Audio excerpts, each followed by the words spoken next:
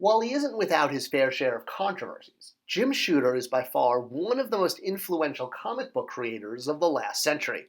In fact, a lot of people would put him right up there with Stan Lee. He was actually Stan Lee's successor at Marvel, becoming editor-in-chief after Stan the Man stepped down in the 1980s. But Jim Shooter's career actually started at a much younger age than Stan. Jim started writing comic books at 13. It's when he sent in his first scripts to DC Comics for the Legion of Superheroes team. And, well, they probably weren't aware that he was 13 when he was sending these scripts in, or they may not have actually hired him. And as a 13-year-old kid, unbeknownst to DC, Jim would go on to create some of the most memorable characters of the team and villains. I mean, the idea of an axe that can cut through gravity, only a 13-year-old could come up with that. Jim did circle back to Legion of Superheroes towards the end of his career. Well, actually, I shouldn't say the end because he's still going.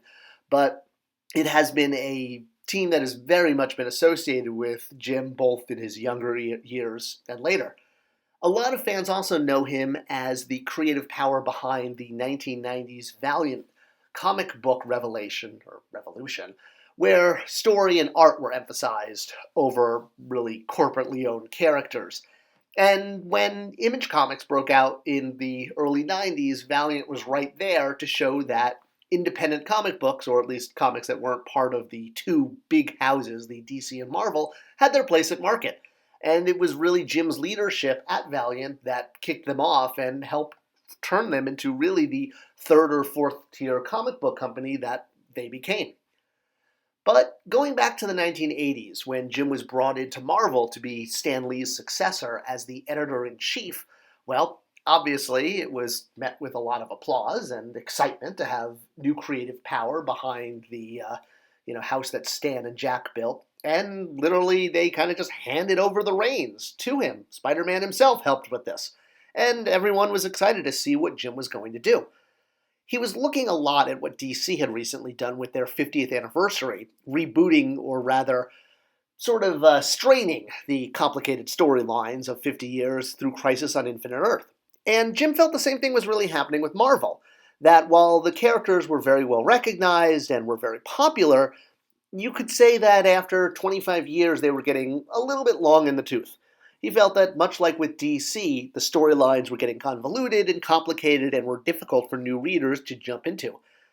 And while the storylines went back all the way to the late 1930s, it wasn't that he wanted to throw out the storylines, but rather find a way to take the same characters and reinvent them for a modern audience, to both give young readers a chance to jump on board, but still honoring the older readers and not just sort of throwing out the baby with the bathwater. Marvel Age 2 had officially kicked off in the 70s with characters like Deathlock and Ghost Rider that boldly on the cover said, "Welcome to Marvel Age Part 2, but it really wasn't until the 80s that Jim was able to take what he felt was sort of stale bread and find a way to make it fresh again. So his proposal to upper management at Marvel was, hey, we've already done this. We've taken over the comic book industry with our fantastic real-world characters that have real-world problems, not just sort of Greek gods and spandex the way DC is. He also really wanted to involve the original talent, bringing in Ditko and Kirby to have another shot at their classic characters. But this also meant paying them royalties under his new plan, and, well, the board was not exactly thrilled about this. Once you open up that crack in the door to start paying royalties, well, you can never shut it again. So, while this was Jim's dream, it wasn't going to be, well, at least not right away.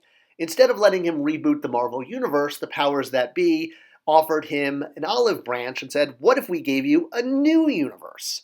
And this became the short-lived new universe of the Marvel Age, which kicked off with 9 different titles of various degrees, all about characters that lived in the real world but developed superpowers. The main Star Brand character who crossed over into some of the other titles like Justice, Cyforce, and DP7 was meant to be the next big Marvel character. He was dressed in traditional superhero colors, red and blue, but unfortunately, as bold as the marketing campaign was, the line didn't really take off. In fact, the titles were all canceled within about a year. In fact, by the end, most of the titles needed to beg, borrow, or steal talent to work on them because, well, nobody really wanted to be associated with a ship that was going down. And unfortunately, the new universe didn't last long enough to truly catch on. It made a few comebacks in the 90s through time travel and alternate dimension storylines. Quasar had a bit of a run where he ran into the new universe characters. But even today, they're looked back on as more of a, oh yeah, that happened. During Marvel's 80th anniversary, there was a little bit of an homage to the new universe, but that's about the most. It really has been considered one of Marvel's biggest bombs over their entire 80-year history, and sometimes the less talked about the new universe, the better. So while Jim Shooter didn't get to reboot the entire Marvel universe, well, at least he had a shot of creating a new one. At least that's what the board thought. So while they definitely closed the door to Jim rebooting the Marvel universe, well, even without their permission, he basically decided he was going to do it anyway, and he was going to be clever in the way he did it. In fact, he was going to do it right out in the open, blatantly, where everybody could see what he was doing, yet nobody would notice it. It was truly a brilliant move, and let's take a look at the way Jim Shooter remade the Marvel universe right in front of anyone without anyone really noticing. Yeah, it happened, and it all happened in the mid-1980s when he took over as editor-in-chief. So his plan was to essentially take everything that people loved about the Marvel Universe and give it a new paint of coat. A new paint of coat? A new coat of paint. That's the way you say it, right? I'm not good with word order. Everybody knows that.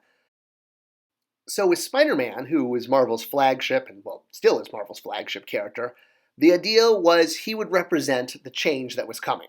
He wasn't just going to get married. Oh no. Always bet on black. Yep, and that is where the black outfit came from. So the first step in Jim Shooter's sort of reimagining of the Marvel Universe in a way to inject a brand new flavor was to take essentially all of their major characters and give them a complete reboot right in front of people without upper management noticing. His original plan that involved taking all of Marvel's iconic heroes and villains and finding new stories, new looks, and new situations, while it was vetoed by the board, he did it anyway. He just did it one character at a time, giving them original stories that, while separate, wasn't very noticeable. But when put together, and you look at every single hero in the Marvel Universe, you realize that under Jim Shooter's editorial eye, every major character got a complete change and reboot. Captain America, around since the 1940s, well, he became U.S. Agent. Much like Spider-Man got a new black alien outfit, Captain America, while at first he was U.S. Agent, the name passed on to another hero, but he became a updated version. The idea was U.S. Agent was now Captain America, but for the 1980s. A time when America wasn't exactly as naive as they were in the 40s, and they were ready for a more sort of rough and tough version of Captain America. At least that was the original intent. U.S. Agent, of course, has gone on to become his own character and has even shown up in the Disney Cinematic Universe and the Disney Plus shows. But the original concept was he was essentially Captain America 2.0. With the Green Goliath known as Hulk, well, sure, take Hulk and his iconic colors of green and purple and, well, Jim Shooter said, let's just make him gray again. That's how he originally started. So that was Hulk's reboot. Spider-Man got an alien suit, Captain America got a new identity, and Hulk got a new skin color as well as a new personality. All of this part of his master plan to find a way to reinvigorate the Marvel Universe without officially doing it one character at a time, sort of under the radar, but through very creative storytelling. And this way, every character slowly took on a completely new look. As Hulk became gray, X-Men, the first mutant characters of the Marvel Universe, became the New Mutants. Sure, yes, X-Men continued, but the New Mutants were much closer to the X-Men's origins, where the team members wore school outfits and were young teenagers training in a world that feared them, much closer to the original concept of the X-Men when it premiered in the 60s. Marvel's first family, the Fantastic Four, the backbone pretty much of the entire Marvel Universe, well, they got a new member. And it wasn't that they were no longer the Fantastic Four. There were still 1, 2, 3, 4 of them, but Ben Grimm, aka The Thing, was replaced during Jim's run with the She-Hulk character, or She-Hulk, the She-Hulk character? I guess you really don't say it that way. So they now had a fourth member who was also super strong, but not connected to their cosmic bombardment origin. And this was Jim's way of giving a fresh coat of paint. Iron Man, same thing. Tony Stark had been wearing the armor since the 1960s, and during Jim's reign as editor-in-chief, well, Tony fell deeper and deeper into despair with his alcoholism, to the point that eventually he had to actually give up wearing the armor and told his best friend Jim Rhodes that he was done and Jim should take over. And that's how Jim Rhodes first started wearing the armor. I'm still surprised we haven't gotten more toys of this, of Jim Rhodes in the traditional armor. The Secret Wars figure is this. If you look at the back of the package, it says his real name is Jim Rhodes, not Tony Stark. But yeah, he only wore this armor for a little while. But he still stuck around as part of the Iron Man family in the Iron Man world and a revisioning of Iron Man when, after a brief tour of duty in the traditional armor, Rhodey was given his own armor in terms of the War Machine look, which was a different color and a different feel. It was more bulked up, had more weaponry. But again, much like the U.S. agent change for Captain America, this was a more, shall we say, 80s version of Iron Man. It was no longer the version stuck in the 1960s that was tied to the Vietnam War, but rather more of a Cold War era Iron Man, where his superpowers and, well, his armory was enhanced.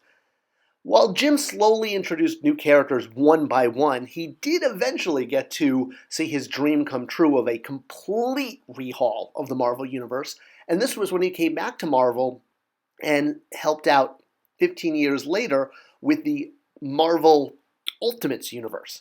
This was essentially his original plan that he wanted to do in the 1980s of rebooting everyone and telling their stories from ground zero, but with a modern feel.